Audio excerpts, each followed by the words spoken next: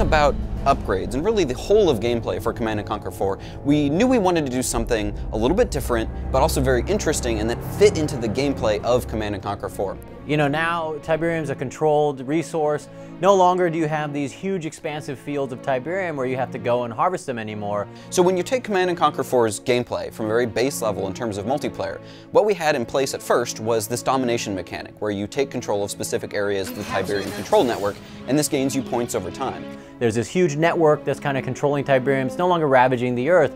The Tiberium control network allows us to represent that. You'll see a variety of cables, pipes, emerge from cliffs, dive into the ground, emerge up into other different tech structures, and that's what's something I think gives a Command & Conquer a look that's different from previous titles in the franchise. And we realized that we wanted to add a couple of things to the formula in order to make it feel a little bit more CNC, but also to add more points of interest to the map and to add more interesting gameplay. So, you know, how to integrate it into CNC4. Our community loves harvesting Tiberium. I mean, they are crazy about Tiberium and wanted to figure out a way to get it into the game, but to have it make sense with the fiction, as well as add a new strategic layer to the gameplay.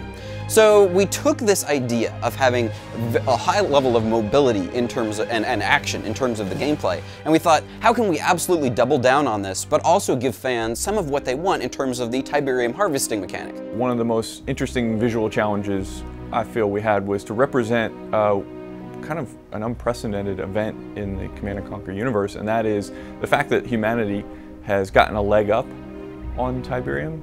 That's how we got where we are now. And what we ultimately decided was that having players put down refineries to these particular areas and having large spread out Tiberium fields not only no longer played into the fiction anymore, but it also didn't play into the gameplay as well anymore. So what we did is we have this crystal capture mechanic where these Tiberium crystals are regularly deposited into 4 different zones on the map, and then you can go and capture those crystals with one of your vehicles and move it back to your deploy zone or one of the auxiliary deploy zones that you can capture. We created a number of different concepts, played with a bunch of different looks until we settled upon one that we felt was going to be visually recognizable to the player. So we settled upon the idea of it being a large crystal shard with a mechanical ring around it. Another thing that we wanted to do was really bring back blue Tiberium and make it very interesting. So you'll also find blue Tiberium crystals, which give you twice as many upgrade points in more contested parts of the map where you're going to see a lot more combat occurring. Same general principle, it's very high volatility Tiberium that's spit out from the network and then needs to be collected or else it's going to continue accumulating at the surface. So you can use them to your benefit, you can use them to your enemy's dismay, but it's a really cool way to get Tiberium integrated into the game. You know, it's very fast, you're trying to capture these control nodes, you're trying to keep the enemy at bay, but at the same time you got to go out, have these units, you know, risk themselves, go grab these Tiberium crystals, but then everybody on your team obviously benefits by being able to get those upgrade points. Tier 2 technology is now available.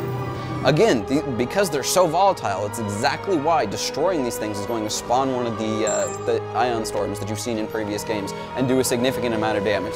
But it's really a lot of fun, and it's cool when you think, okay, I got my enemy on the ropes, I'm about to grab his crystal, and boom, he detonates that thing, and everybody's dead.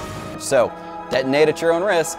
We've been having a lot of fun with it. It allows you to keep in the fast gameplay of capturing those Tiberium control nodes, fighting with your enemies, but then also being able to really help your team out, grab those upgrade points and those crystals, and you know, hey, it's great having that roving bomb. We're very excited to throw this new mechanic into sort of the old hat of RTS mechanics. We feel that, and a lot of the players that we've had play the game feel that it plays very interestingly into the new mechanics of Command & Conquer 4 and really the shift in RTS that we've taken into a much stronger focus on action, on gameplay, on what you're doing with each individual unit. I was really impressed with everyone who worked on it. I'm really excited to see it in the community's hands, have everybody play with it, because I think they're going to really enjoy it. And I can't wait for you to play the game. Comes out March 16th.